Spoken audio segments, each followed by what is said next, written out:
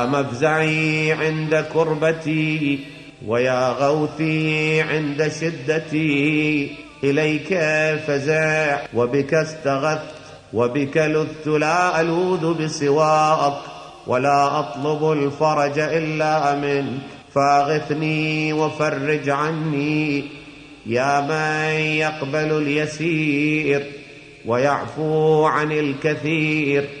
اقبل مني اليسير واعف عني الكثير، إنك أنت الغفور الرحيم. اللهم إني أسألك إيمانا تباشر به قلبي، ويقينا حتى أعلم أنه لن يصيبني إلا ما كتبت لي، ورضني من العيش بما قسمت لي يا أرحم الراحمين.